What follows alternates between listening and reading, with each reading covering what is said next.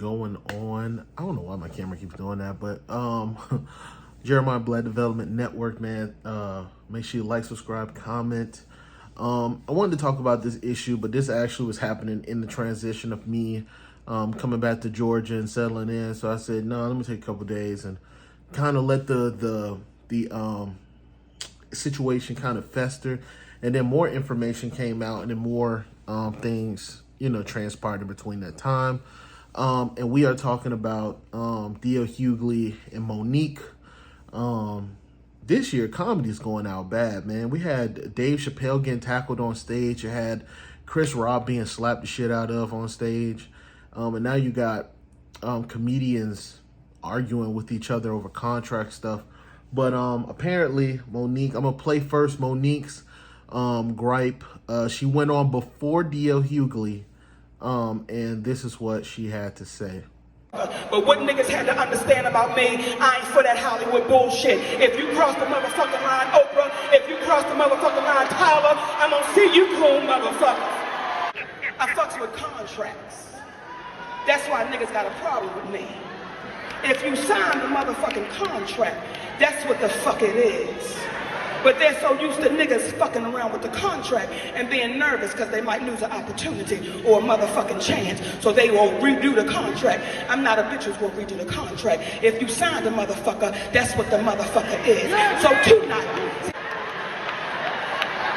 the motherfucking contract said that a bitch is the headliner. The headliner. Let me say it again, the headliner. That's what the motherfucking contract says. Monique is to be the last motherfucking person on the goddamn stage. She is the headliner. That's what I signed the fuck up for. I'm 30 plus years in this motherfucking business, and I don't open for no goddamn body. The contract said the headliner. The contract said the headliner. The contract said the headliner. But a nigga named D.L. Hughley turned into a bitch and said, I won't perform if she does that. I won't go out if she does that. Nigga, you open for the kings of comedy. I close for the queens of comedy, nigga.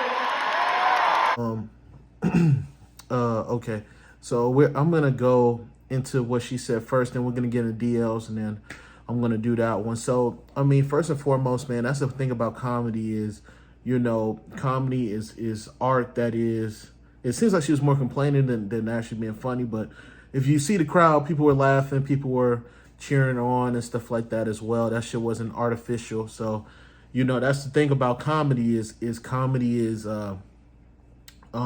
it is an art in which sometimes you tell the truth, the truth or your truth through the laughter and things like that. So personally, I wouldn't have went on stage like that.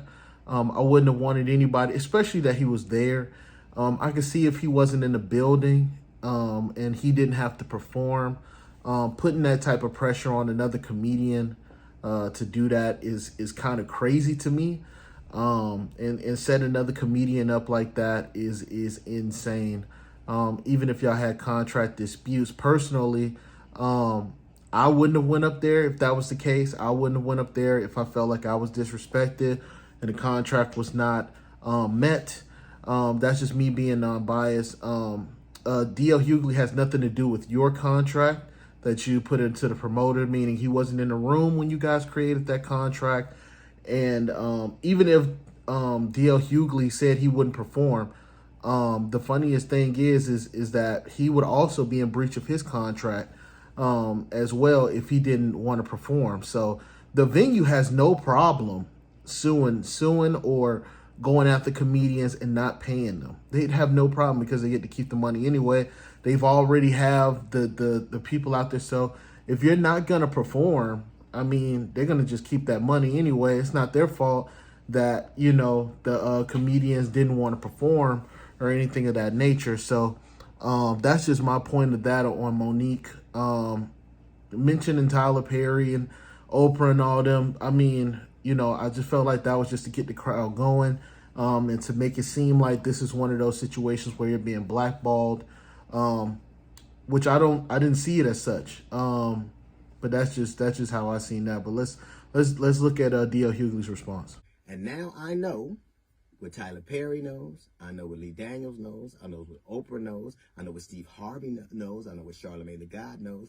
I know what Netflix knows.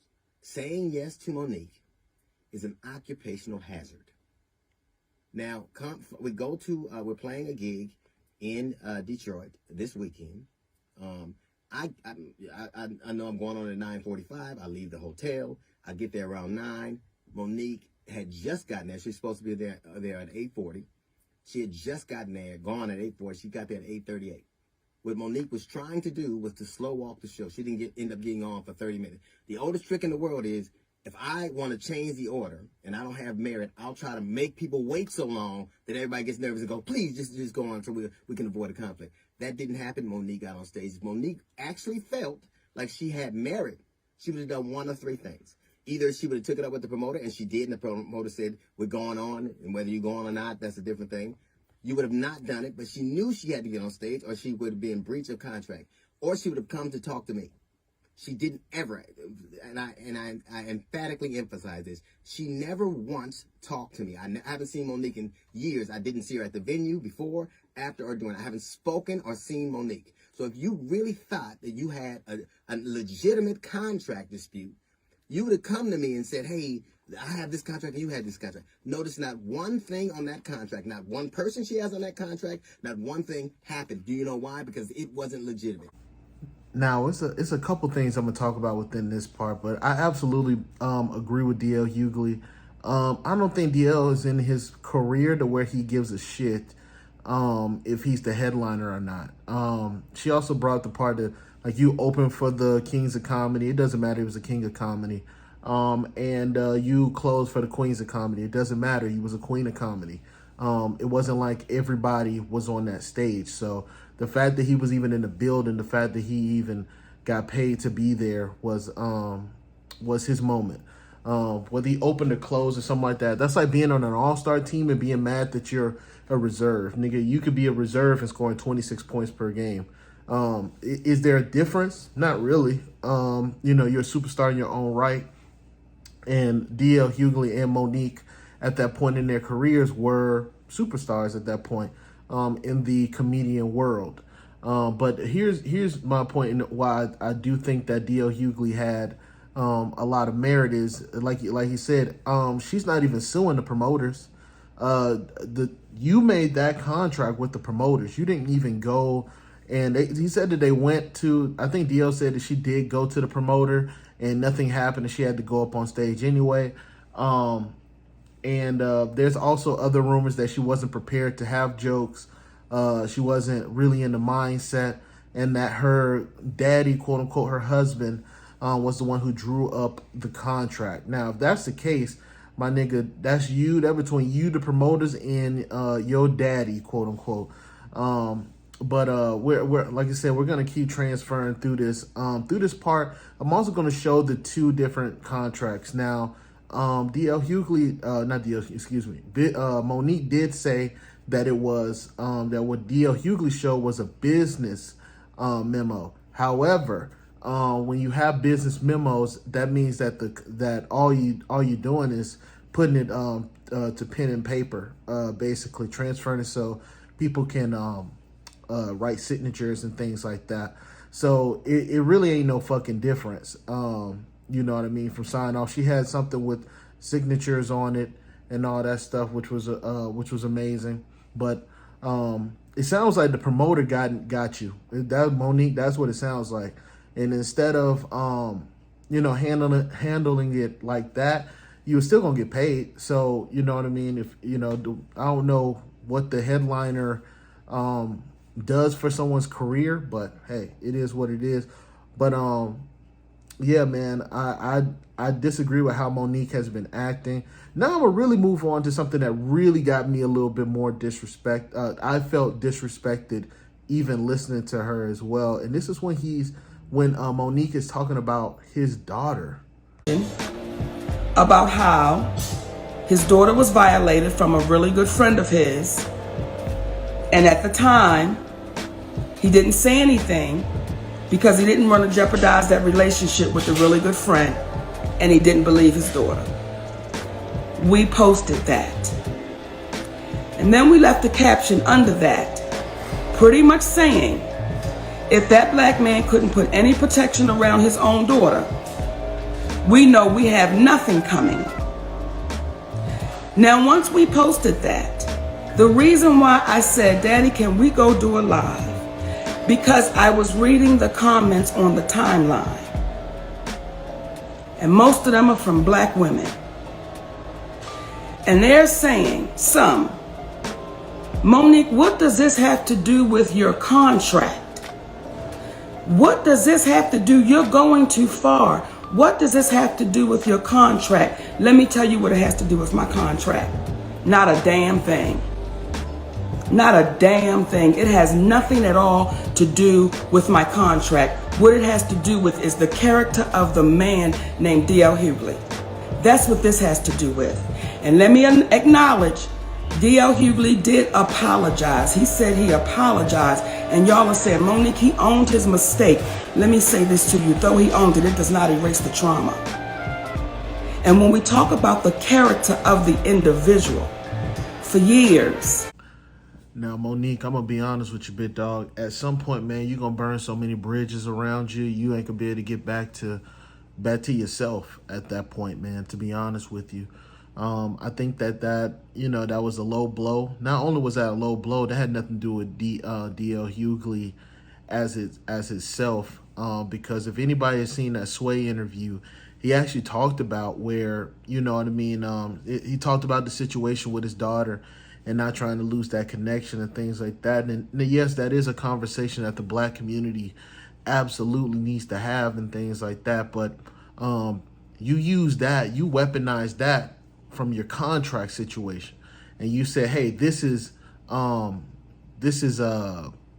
character of D.L. Hughley. Well, a lot of people need to understand that the fact that he spoke out about it, and the fact that he apologized, and the fact that he understood and acknowledged that we need to protect black women, especially in these situations, that was a very personal thing that he did, and that was a sacrifice that he did for himself and his daughter to even put that situation out there publicly, and for you to use that all because you're upset about a contract dispute actually shows your character. I would never bring some shit like that up when it comes to a contract dispute, because it doesn't show, you know what I mean, this is business. It doesn't show the type of person that D.L. Hughley is, because he's acknowledged his mistakes. He doesn't think of himself, even if you talk about that DJ Vlad interview, he always talks about himself as if, like, dog, I'm probably not the right person to say this, but you ask me my opinion, I'm gonna tell you. And D.L. Hughley has always operated like that. So for you to actually go out and weaponize a young girl's trauma for yourself, that has no relations to you, has no relations to the contract situation either, that's terrible of you. Now, I am gonna say this, and this is my last point. You're dealing with 50 Cent now. And I'm going to be honest with you, big dog, that might be, unless the role you do in Power, the next Power book, or whatever you're doing next in Lee Daniels thing too, I think she's working with Lee Daniels too, unless that goes for another Oscar or something like that, big dog, this might be your last big gig or whatever, because people are now seeing that you will attack their entirety, you will attack even when they apologize, you will attack even when they acknowledge that they're wrong. And you will bring to light these issues as if they are still living within that sort of spectrum. So, hey man, right now you're proving DL right, whether you like it or not.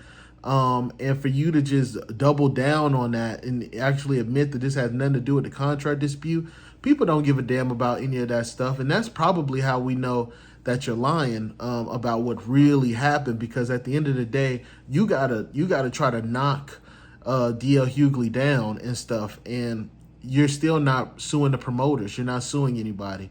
You're not talking to anybody else. You're just attacking D.L. Hughley. And that's my last comments, man. Like, subscribe, comment. Peace. I'm out.